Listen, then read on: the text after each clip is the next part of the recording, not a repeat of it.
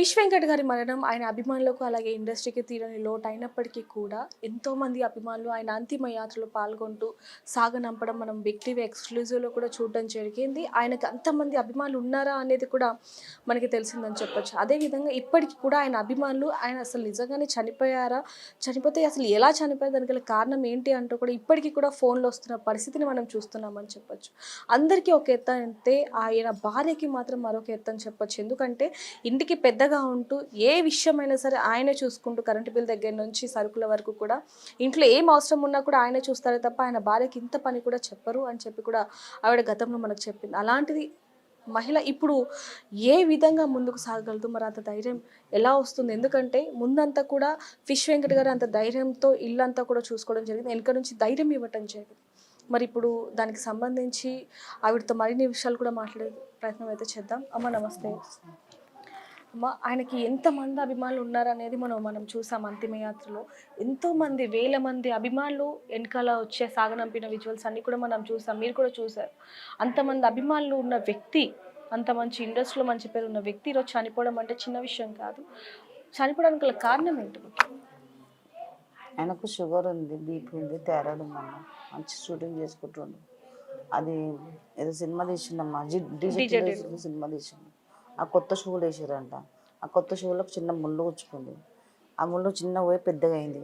అప్పుడు నన్ను కూడా చూపించుకుందాం, షుగర్ ఉన్న మనుషులకు జిల్లు తగ్గదు, ఏది తగ్గదు. చూపించుకుందాం పట్టించుకోలేడు. ఏమనంటే మందు తాగి ఇవి అనుకుంటే నిద్రపోతే అయిపోతుంది అన్నట్టుగా అట్లా అనుకుంటున్నాను. అది ఇంత చాలా పెద్దగా అయింది. పెద్దగా అయితే సోమి హాస్పిటల్కి తీసుకెళ్ళినాం. ఆ సోమి హాస్పిటల్ అన్నాడు ట్రీట్మెంట్ చేసి, మా ఫ్యామిలీ డాక్టర్ అయినా ట్రీట్మెంట్ చేసి ఒక వారం రోజులు పెట్టుకున్నాడు. ఆయన అన్నాడు, అన్న నీకు డయాలసిస్ వచ్చే సూచనలు కనిపిస్తున్నాయి అన్న, జర మందు బంద్ చేయి, నీసు బంద్ చేయి, అన్ని బంద్ చేయి అన్న, మంచి కూరగాయలతో పప్పుతో తిను అని చెప్పిండు. చెప్పినాక కొంచెం భయపడి ఒక 3-4 నెలలు తినలేడు. భయపడి 3-4 నెలలు తినలేడు. ఉంటారు కదా ఫ్రెండ్స్, ఉంటారు కదా కొంతమంది.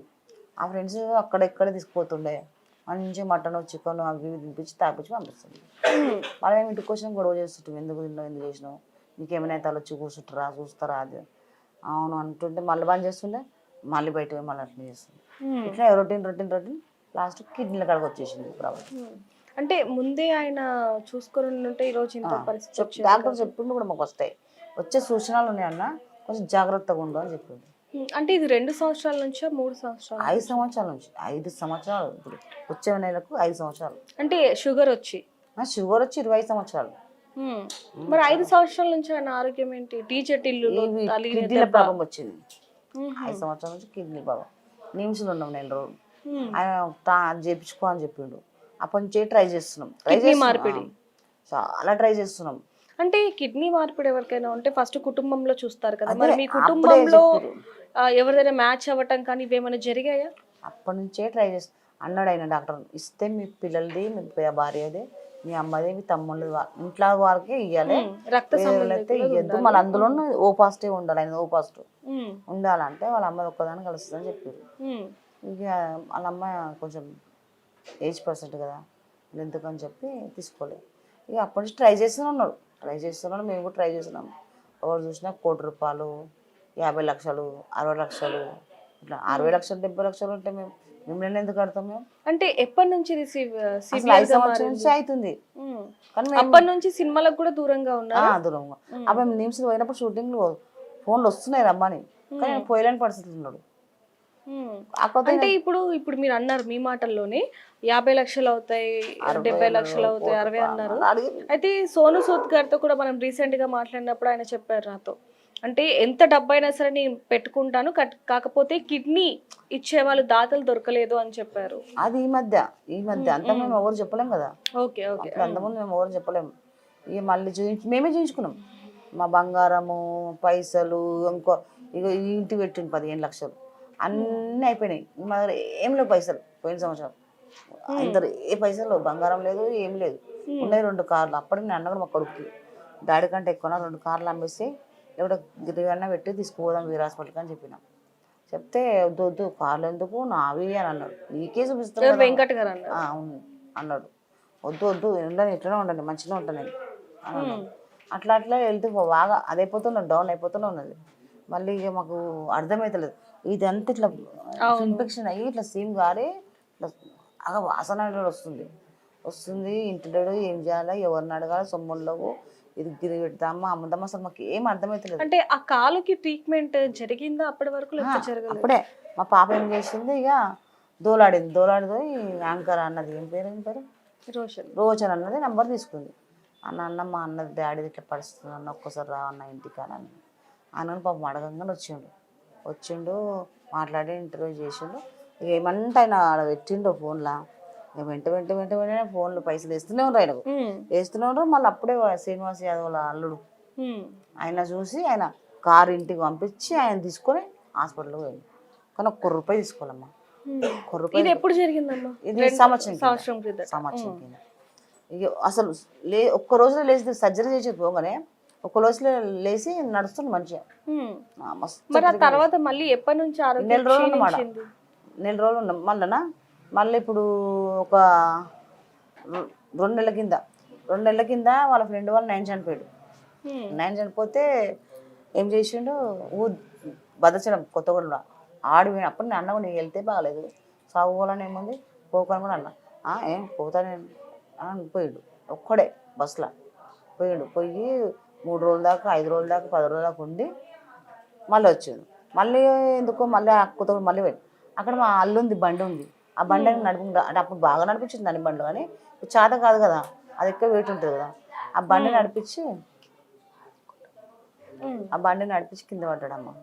కింద పడి మళ్ళీ ఈ కాలు కూడా ఇన్ఫెక్షన్ అయింది, ఇది కూడా ఇన్ఫెక్షన్. రెండోది ఇన్ఫెక్షన్ అయ్యి ఇల్లు కూడా సీమ్ వచ్చింది బాగా. అప్పుడే అంత మందిని అడిగినాం, మళ్ళీ ఇప్పుడు ఇంకొవరిని అడగాలి, మన దగ్గర సమ్ము లేదు ఏది లేదు. కారు అమ్ముదామంటే కారు ఖరాబ్ అయింది, ₹1,00,000 పెట్టి చేపించి అమ్మాలి. ఆ 1,00,000 అయినా కూడా ఉండాలి కదా నా దగ్గర. అట్లా అది ఇది అని చెప్పి తిరిగి మళ్ళీ బెచారేసి ఎట్లనన్నా చేద్దాము. సోమయ్య తీసుకెళ్ళినా, మళ్ళీ సోమయ్య తీసుకెళ్ళినా. ఆయనకు చాలా బాగా క్లోజ్ అనమాట మాకు. దండం పెడతాను కాలు మొక్కుతాను, నాకు ఎట్టన్నా చూడాలంటే లేదమ్మా లేదు, పెద్ద డాక్టర్ దగ్గర తీసుకోవాలి కంపల్సరీ, ఇక్కడ నేను ఏం చేయలేను ప్లీజ్ ఏమనుకోకని చెప్పింది. చెప్తే వెంటనే నేను ఏం చేసిన, మా బాబు ఏం చేసిండు, నాకు తెలిసిన డాక్టర్ ఉండని చెప్పి ఉప్పల్ డాక్టర్ తీసుకున్నాడు. వాడు తెలిసిన డాక్టర్ అని చెప్పింది కానీ వాడు ఎన్ని పైసలు అంటే మాట్లాడితే 1,00,000 అంటుండు. మాట్లాడతారు ఉప్పల్ల మాట్లాడితే 1,00,000. అప్పటికన్నా నాకు పేరుకేలా చూసిరు మాకు మా ఆయనకు, కానీ ఇట్లా పైసల గురించి చూక టార్చర్ పెట్టలే. మరి నువ్వు చాలా టూమచ్. ఆయన తెలిసిన వాళ్ళు చాలామంది ఉన్నారు, వాళ్ళందరూ వస్తారు ఇస్తారు, అన్నకు వచ్చి ట్రీట్మెంట్ చేయండి అన్న ప్లీజ్ అన్న అని బతలాడుతూనే ఉన్నా. పైసలు అమౌంట్ ఇస్తేనేమో చూస్తారు, లేకపోతే ఆపేస్తారు, ఇస్తేనేమో చూస్తారు. అప్పుడు మళ్ళీ మా బిడ్డ మళ్ళీ రోషన్ రిక్వెస్ట్ చేసింది. అప్పుడు మళ్ళీ రోషన్ వచ్చి బాబు వచ్చి మాట్లాడాను. వాళ్ళ దగ్గర ఇప్పుడు డబ్బులు ఏం లేవు, కొంచెం మీరు ఎంతనన్నా కానీ ట్రీట్మెంట్ ఎన్ని పైసలైనా కానీ ట్రీట్మెంట్ చేయండి. అందరు వాళ్ళ ఫ్రెండ్స్ వాళ్ళు వీళ్ళు వస్తూనే ఉంటారు, ఆయన పైసలు కూడా ఇస్తూనే ఉంటారు అన్నమాట, ఇస్తారు మీకు. వాళ్ళు ఇవ్వకుంటే నేను చెక్ ఇస్తాను నీకు అని కూడా చెప్పాను. ఆ ఒక్కరోజే చూసారు ట్రీట్మెంట్ చేసారు, మళ్ళీ తెల్లారి చేయలే. ఇక అక్కడక్కడ అందరమ్మా ₹1,00,000 తెచ్చి ఇచ్చిరమ్మా. అక్కడక్కడ అందరూ మొత్తం ఎంత వచ్చిందమ్మా? అక్కడ 5,00,000 దాకా వచ్చినాయమ్మా, 5,00,000 దాకా వచ్చినాయి. ఇక అవి 4,50,000 అయినాయి, బిల్లు కట్టేసాం. నన్నమ్మ బిడ్డ వద్దు నాకు అసలు నచ్చలే, రాకుండా పీఆర్కే తీసుకుందాం అని అంటుంటే అప్పుడే ఆయన ఇంటర్వ్యూ. అంటే ఇప్పుడు ఎక్కడైతే ఇప్పుడు ఫస్ట్ ట్రీట్మెంట్ జరిగిందో హాస్పిటల్ నుంచి పీఆర్కేకి అసలు ఎందుకు తీసుకొచ్చారు? అదే నేను చెప్తున్నా కదా, నాకు నమ్మకం హాస్పిటల్ మంచిగా ఉంటుంది, నాకు నమ్మకము. అలా 3 సార్లు మంచిగా వచ్చాడు ఒక్కరోజులోనే. ఇది చూస్తే తెల్లారి వచ్చాడు ఎంత మంచిగా, ఎంత సిక్లో అయినా కూడా మళ్ళీ మంచిగా. అంటే అమ్మ ఇక్కడ ఇంకొకటి ఒక వార్త వచ్చింది ఏంటంటే, ఎవరైతే ఇప్పుడు గబ్బర్ సింగ్ టీం ఎవరైతే ఉన్నారో వాళ్ళందరూ కూడా మా దగ్గర డబ్బులు లేవు కానీ మీరు ఫిష్ వెంకట్కి ట్రీట్మెంట్ చేయాలి అని బెదిరించారా డాక్టర్స్? ఏం బెదిరేళ్ళమ్మా, ఉన్నది అక్కడనే ఏం బెదిరేళ్ళు. చెయ్యండి ఎట్లనన్నా మేము ఎంతగానో మేము ఇచ్చే తీసుకుపోతామని అన్నారు, కానీ అట్లా మాత్రం చేయలేదు. నాకు నచ్చలేదు. మరి అప్పుడు అంటే మొత్తం ఎంత ఖర్చు అవుద్దని చెప్పారు డాక్టర్లు ట్రీట్మెంట్ కి? మొత్తం వాళ్ళు చెప్తలే కానీ తీసుకుంటున్నారు. ఎంత తీసుకున్నారు మొత్తం ఇప్పుడు వరకు? 4,50,000 తీసుకు చెప్తున్నా కదా, 4,50,000 తీసుకురు. అంటే వచ్చిన 5,00,000 4,50,000 అంటే వెళ్ళిపోయాయి. మేము అక్కడనే ఉన్నాం కదా, మేము భోజనాలు టిఫిన్లు మాకు ఎవరు తీస్తారు టిఫిన్లు? మేము అక్కడనే ఉన్నాం, 8 మంది ఉన్నాం మేము మేడం. అన్నీ మేము లంచ్ భోజనాన్ని బయటనే చేసినాం. నాకు నచ్చలే, వద్దు అని మా బిడ్డ అంటే పడితే మళ్ళీ ఆయన ఇంటర్వ్యూ చూసి మళ్ళీ మా పాపకు ఫోన్ చేసి రండమ్మా అని ఫోన్ చేసి పోయినాం. మళ్ళీ ఆడిపోయి అప్పుడు డాక్టర్ చెప్పిండు, అంత అయిపోయిందమ్మా, మీ ఆయనకి ఎంత చెప్పింది. పాపం ఆ డాక్టర్లు కూడా అందరు గుర్తుపడతారు. అంత చెప్పినా మీ ఆయన వినలేడు, ఎంత చెప్పినా అన్ని మొన్న వస్తే కూడా చెప్పిన నేను, ఎంత చెప్పినా మీ ఆయన వినలేడు. లోపల అంతా ఖరాబ్ అయిపోయినాయి. ఒక్క లివరే కూడా ఖరాబ్ కావడానికి వస్తుంది, అది కూడా మొత్తం ఇన్ఫెక్షన్ అయ్యింది. ఇప్పుడు ఎట్లా ఆయన మేము చేసే ప్రయత్నాలు అన్నీ చేస్తాం, ఇంకా దేవుని దయ అని చెప్పింది. ఇక ఎట్లా అలా అట్లా చెప్పినా కూడా నేను ఏమంతా చేయలే. ఎట్లా బతికే వస్తున్నా పోతూనే బతికినా, కానీ ఇట్లా అవుతుందని మాత్రం నేను అనుకోలేనమ్మా నేను. అంటే ఇప్పుడు మామూలుగా ఆ హాస్పిటల్కి వెళ్ళిన తర్వాత అసలు కళ్ళు కూడా తెరవలేదు అంటూ కూడా మీరు మాతో చెప్పడం జరిగింది ఒక ఇంటర్వ్యూలో. అంటే కళ్ళు తెరిచిండు కానీ గుర్తుపడతలేడు, చూస్తలేడు. అంటే ఇట్లా ఇట్లా ఇట్లా ఇట్లా అంటుండు కానీ ఏం మాట్లాడతలేడు, ఏం చూస్తలేడు. మాట్లాడడానికి సమాధానం ఇస్తాడు. అప్పుడు కళ్ళతోనే సమాధానం ఇచ్చాడు ఆడ ఉప్పల్లా. కానీ ఆ అట్లా కూడా ఉప్పల్లో బిగ్ టీవీతో మా ఛానల్ తో కూడా మాట్లాడడం జరిగింది. ఎవరెవరు వస్తున్నారు అన్ని కూడా నాకు తెలుసు, తిన్నాను అన్ని కూడా మాట్లాడుతున్నారు. అవన్నీ ఏం అంటే ఇప్పుడు ఈ పిఆర్కే హాస్పిటల్కి వెళ్ళిన తర్వాత ఆయన ఆరోగ్యం ఇంకా క్షీణించింది. డాక్టర్లు ఏమని చెప్పారు మీకు? ఇదే చెప్పారు కదా, అన్ని ఖరాబ్ అయినాయి, లివర్ ఖరాబ్ కష్టం అని చెప్పి. చాలా కష్టం అమ్మ, అలా కూడా మీరు దేవుళ్ళని మొక్కండి అని అన్నాను. నేను దేవుని నా ప్రయత్నం నేను చేసినమ్మా. ఎన్ని దేవుళ్ళు మొక్కినా ఆ దేవుళ్ళకే తెలిసింది. ఆయన కూడా నాకు అసలు నమ్మకమే ఉండి వస్తాడని, కానీ ఇట్లా అవుతుందని మాత్రం అస్సలు అనుకోలేనమ్మా నేను. అంటే అమ్మ ఆయన ఇండస్ట్రీలో ఎంత మంచి హీరోలతో చేశారో మీకు తెలుసు. అంటే ఇంట్లో కూడా అన్ని ఫోటోలు కూడా ఆయనవే ఉంటాయి. అయితే అంతమంది ఇండస్ట్రీలతో అంటే పెద్ద పెద్ద హీరోలతో పనిచేశారు. అల్లు అర్జున్, చిరంజీవి గారితో కొన్ని సినిమాలు, అల్లు అర్జున్ గారితో, రామ్ చరణ్ గారితో ఇలా అన్నింటిలో చేసినప్పటికి కూడా ఎందుకని వాళ్ళు ఎవరు కూడా స్పందించలేదు అంటే ఏం చెప్తారు? అంతే నాకు అర్థమవుతలేదు అమ్మ. మంచి మంచి హీరోలతో చేసిండు, కావాలంటే అక్కడ ఫోటో చూడు, మంచి హీరోలతో చేసి పెద్ద పెద్ద హీరోలతో చేసి ప్రతి ఒక్కరితో చేసిండు. ఒక్క హీరో ఫోన్ చేసి మాట్లాడలే కనీసం. నాకు మా ఆయనకన్నా ఒక ఫోన్ చేసి మాట్లాడలేదు, కనీసం దగ్గర రాలేదు. కనీసం ఏదో మంచిగా ఒక 1 లక్ష ఇచ్చినా కూడా మా ఆయన 2 దినాలు ఉంటుండే, ఆపరేషన్ అయిపోతుండే ఉంటుండే. ఎవ్వరు సాయం చేయలేరు. ఒక పవన్ కళ్యాణ్ మాత్రమే చేసిండమ్మా, అది కూడా నేను పోయిండు బాబు, నాకు చెప్పేవేయండు విజయవాడలో షూటింగ్ అవుతుందంట, నేను బాబు దగ్గర పోతున్నా, ఏమైనా అడిగేసి వస్తా సువర్ణ, ప్రతి దానికి సువర్ణ సువర్ణ సువర్ణ అని. సరే అని పోయినాం, కార్లో పోయి మాట్లాడిండంట, దగ్గర పిలిచిండంట. ఎవరిని ఇస్తానని అడిగిండట కిడ్నీ. ఇప్పటిదాకా ఇంకా ఎవరిని అడగలేదు సార్ అంటే, అడుగు, ఎవరిని ఇస్తే నీకు నేను ఆప్షన్ చేపిస్తా, అప్పటిదాకా ఖర్చులు మందు ఖర్చులు పెట్టుకొని 2 లక్షలు ఇచ్చి పంపించి. ఆ తర్వాత అంటే ఆ తర్వాత విశ్వక్సేన్ గారు కూడా 2 లక్షలు ఇవ్వడం హాస్పిటల్లో ఉన్నప్పుడు. అయితే అమ్మ ఇంకొంతమంది ఏం చెప్తున్నారంటే త్రివిక్రమ్ గారి పిఏ కూడా నిన్న మాట్లాడడం జరిగింది ఆయనతో కూడా ఏం చెప్తున్నారంటే నేను హాస్పిటల్ బిల్లు కూడా నేను కట్టాను అన్నట్టు ఆయన చెప్పడం జరిగింది. నాకైతే ఫోన్లో అదే అర్థమైంది. నిజంగానే కట్టారా లేకపోతే అంటే చాలా వరకు ఫేక్ కాల్స్ వస్తున్నాయని మీ అమ్మాయి చెప్పింది నాకు. ఈ రోజు కూడా 1 గంట ముందు ఫోన్ చేసి పవన్ కళ్యాణ్ గారు ఇందాక 1 గంట ముందు కూడా ప్రభాస్ పిఎన్ మాట్లాడుతున్నాను, మొత్తం ఖర్చు కూడా నేను చూసుకుంటాను ఇప్పటి నుంచి అంటూ కూడా ఫేక్ కాల్ వచ్చింది అంటూ కూడా ఫిష్ వెంకట్ గారి కూతురు మనకు ఫోన్ చేయడం జరిగింది. మరి ఎందుకని ఇలా అంటే ఆయన బతికి ఉన్నప్పుడు అలాగే చేశారు, ఇప్పుడు చనిపోయాక కూడా ఇలాంటివి చేస్తూ ఉంటే అంటే మీకు సాయం చేసే వాళ్ళు కూడా ఎవరు చెయ్యరు కదా, మరి దీనికి సంబంధించి మీరు ఏమంటే? నాకు అర్థమవుతలేదమ్మా, అంత ఫేక్ కాల్ ఎందుకు ఇస్తారు అసలు ఆయన మీద, అసలు ఫేక్ కాల్ ఎందుకు ఇస్తున్నారు అసలు అర్థమవుతలేదు అసలు. ఇప్పుడు కూడా ప్రభాస్ వాళ్ళ పిఏ మళ్ళీ ఫోన్ చేసాడు, మీ డాడీ ఒకసారి మీరు ఆ నెంబర్ కూడా మాకు ఇవ్వండి, ఒకసారి మేము తాగి గుట్కాలు తిని తిని మీ డాడీ చనిపోతాడు, అందుకని ప్రభాస్ వచ్చి చేయలేడు అని చెప్తున్నాను. పిఏ నేను అసలు అట్లా ఇప్పుడు ఇంత గంట ముందు. అయితే అమ్మ అంటే మేము కొంతమంది మాతో మాట్లాడినప్పుడు ఆయన చనిపోవడానికి గల కారణం కూడా ఎక్కువగా తాగుతూ ఉంటారు అని చెప్పారు. 20 గంటలు ఏం తాగలేడమ్మా, ఎందుకు చచ్చిపోయినా అవదు మేడం. తాగుతాడు, తాగడానికి కాదు, 20 గంటలు తాగాడు. షూటింగ్ ఉంటే అసలే తాగాడు. షూటింగ్ ఉంటే మీతో ఏ విధంగా ఉండేవాడు? చాలా బాగుంటుండే, ఎంత తాగినా ఏం చేసినా ఏదో అట్లా గొడవ పెట్టుకుంటుండే. మళ్ళీ అప్పుడే అంటే మొగుడు పిల్లలకి ఎలానో ఉంటూ ఉంటాయి కాబట్టి పిల్లల విషయంలో గొడవ పెట్టుకుంటుంటే మళ్ళీ అప్పుడే మాట్లాడాలి. మేము అందరం అప్పుడే ఇంట్లో ఉండాలి అందరం. ఆయన కనిపించాలి కంటికి. ఇంత పెద్ద పిల్లలు అయినా కూడా కొంతమంది పిల్లలు ఎట్లా పోతారు బయటికి, ఇంట్లో ఉండాలి, ఆయనకు కనిపించాలి, అట్లా ఉంటుండే. కానీ మళ్ళీ ఏ రోజు మా పిల్లలను నువ్వు పని చేయాలి, నువ్వు పని చేసి పైసలు తెచ్చేయాలా అని అనలే. మొన్న చదవ కూడా ఆయనే చదివాడు పిల్లలు. అయితే ఇప్పుడు వరకు అంటే ఎవరెవరైతే ఇచ్చారో అదంతా ఎంత అమౌంట్ అయింది ఇప్పుడు వరకు? అయిందమ్మా, ఖర్చు చేస్తూనే ఉన్నాం, పెడుతూనే ఉన్నాం. ఇప్పుడు అదే పైసలు ఉన్నాయి లేవు, మరి 10 రోజులు ఎట్లా చేస్తాం అదొక టెన్షన్ కలిగిందా. అయితే ఇప్పుడు వరకు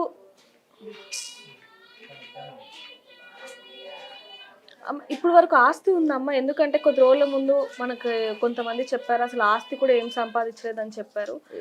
అసలు ఏం సంపాదించారు ఇండస్ట్రీలోకి వెళ్ళాక? ఆయన సినిమాల్లో పోయేటప్పుడు సంపాదించింది ఆయన ఏంటంటే మా బిడ్డ పెళ్లి చేసిండు, ముస్తాబాద్లో ఒక ఇల్లు కొన్నాడమ్మా, సింగిల్ బెడ్రూమ్. ఆయన షూటింగ్లో సంపాదించిన ఆస్తి అంటే ఇవి రెండే. ఇప్పుడు ఆ ఇంట్లో ఉండేవాళ్ళు. మరి ఈ ఇల్లు? ఈ ఇల్లు ఆయన ఇక్కడ మా మర్దం చేసిండు.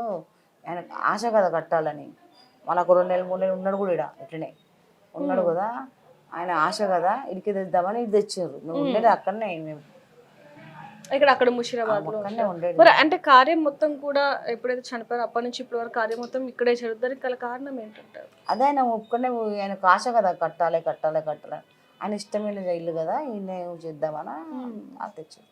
అసలు నాకు ఇష్టం లేకుండా ఇక్కడ దేవాలని అక్కడే తీసుకోవాలి. సోను సూద్ గారు పిఏ ఫోన్ చేసినప్పుడు ఏమని మాట్లాడారు మీతో? మాట్లాడినా ఎట్లైనా వస్తా కలుస్తా ఇస్తా, 1 లక్ష రూపాయలు పంపిస్తున్నా అని చెప్పింది.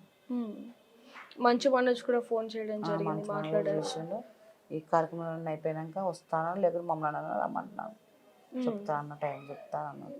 అయితే ఇప్పుడు వరకు ఎవరు ఎవరు ఫోన్ కూడా చేయలేదు. అంటే ఆ రోజు అంటే కార్యం కాబట్టి చాలా మంది వస్తూ ఉంటారు కాబట్టి ఒకవేళ వాళ్ళు వస్తే మళ్ళీ ఏమైనా ఇబ్బంది అవుతుందేమో అని చెప్పి రాకపోవచ్చు, కానీ ఫోన్ చేయడం కానీ ఇవేమైనా చేశారా? అయితే ఇంకోటమ్మా 2 రోజుల నుంచి ఒకటి వస్తుంది ఏంటంటే మోహన్ బాబు గారు మీ ఇంటికి రావడం జరిగింది అంటూ కూడా కొన్ని వార్తలు వస్తున్నాయి. వచ్చారా మోహన్ బాబు గారు? నిజంగా ఎవరు రాలేదమ్మా, మీరు చూసి కదమ్మా. ఆ రోజు చావు రోజు కూడా బాలకృష్ణ వచ్చిండు, ఇంకెవరో హీరో రవితేజ గారు వచ్చారంటూ కూడా అంటున్నారు. నిజంగానే వచ్చారా? చనిపోయిండు, ఏడొచ్చిండమ్మా, వాళ్ళ నాన్న చనిపోయిండంట అక్కడ. అవును. చిరంజీవి వాళ్ళకి కూడా మేము ఎందుకు ఎక్కువ ఫోర్స్ చేయలేమంటే వాళ్ళ అమ్మగారికి ఆరోగ్యం బాగాలేదు, వాళ్ళకి ఫోన్లు చేస్తే బాగుండదు అని చెప్పి మేము చెప్పలేమమ్మా. వాళ్ళు కూడా కొంచెం టెన్షన్ ఉంటుంది అట్లా అని చెప్పి కూడా నేను ఎక్కువ అది చేయలేను. లేకపోతే వాళ్ళంటే వాళ్ళతో అడుగు అడుగు అడుగు. ఇప్పుడు మీరు ఏం కోరుకుంటున్నారు? అంటే ఇప్పుడు పెద్ద దిక్కు పోయిందని చెప్పొచ్చు, అంటే సినిమాలో మంచి పేరు తెచ్చుకున్నారు, అభిమానులు కూడా కొంచెం మంచి అంటే కొంచెం కోపంగా ఉన్నప్పటికీ కూడా అందరితో బాగుండే వాళ్ళు అంటూ కూడా చెప్తున్నారు. మరి మీరేం బాగుంటుండమ్మా? చాలా ఎంత ఆయనకి ఏం తెలుసు, అందరు మా చుట్టాలు అందరు ఇంటికి రావాలి, ఉండాలి, ఎంజాయ్ చేయాలి, వాళ్ళకి ఇష్టం వచ్చిందని ఉండాలి, తినాలి, ఇదే తప్పించి ఇంకా ఆయనకి ఇంకేరే లోకం లేకుండే. పైసలు ఉంటే యాదగుట్ట పోదాం, యాదగుట్టలో ఉందాం, సమ్మక్క సార్ అక్కడ పోదాం, ఇట్లాంటి ఉద్దేశం తప్పించి ఇంకా ఆయనకి ఇంకేం లేకుండమ్మా. ఇప్పుడు మీరు ఏం కోరుకుంటున్నారు? మొత్తానికి ఏం లేదమ్మా, నాకేం నడవనికి రాదు, పని చేయడానికి రాదు. నాకు ఒక ఇల్లు కట్టిస్తే, ఇదే నా ఇల్లే వేరుజలు కదా, ఇది కట్టిస్తే మా పిల్లలకి ఏదైనా పని. అంటే ఆ ఇల్లు ఉంది కదా మీకు సొంత ఇల్లు ఉంది కానీ మా కొడుకుల పెళ్లి చేసి సరిపోదు. అది ఆ ఇల్లు ఎట్లా తీసుకున్నంటే నా 2 కొడుకులు మా ఆయన నాకు సరిపోయేటట్టు ఉంది. ఇంకా మనిషి ఎక్స్ట్రా. ఇప్పుడు మీ 2 కొడుకులు ఏం చేస్తున్నారు? ఏం చేసి చెప్తున్నాడు, చిన్న ఆయనకు 2 షార్ట్ ఫిల్మ్లు తీపిచ్చిండు, పెద్ద ఆయనకు 3 సినిమాలు చేయించిండు. వాళ్ళు ఫోన్ అని పెట్టిరు మళ్ళీ అట్లా సినిమాలో ఫోన్ అంటున్నారు. ఫోన్ అన్నారు. మరి ఏం పని చేస్తున్నారు? ఏం పని చేయమంటే దంద పెట్టి చేపల దంద పెట్టి, అప్పుడు ఇప్పుడు ప్రస్తుతం చేపల దంద పెట్టారంటే మేము 10 లక్షలని చేతులు ఉండాలి. చిన్నోనికి అది పెట్టుకోవాలని కోరిక. ఏ పెద్దోడేమో నాకు ఏమొద్దు నేను ఇంట్లో ఉంటాను, బండి తీసుకొని తిరుగుతూనే ఉంటాడు ఆయన. అంటే ఇద్దరు కూడా కొంచెం పని విషయంలో అంతంత మాత్రంగానే ఉన్నారు. ఇప్పుడు నా బతికి ఎట్లా, నేను ఎట్లా, ఇప్పుడు మేము మొత్తం చూసుకునేది నేనే. వాళ్ళ 2 కొడుకు తమ్ముళ్ళు ఏం పని చేయరు. చిన్న తమ్ముడికి 2 పిల్లలు పెద్దగా అయ్యారు, నడిపోయినాక ఒక బిడ్డ ఒక కొడుకు, వాళ్ళు పెద్దగా అయ్యారు. అందరు నేనే చూసుకుంటాడు, అందరు నేనే చూసుకుంటాడు.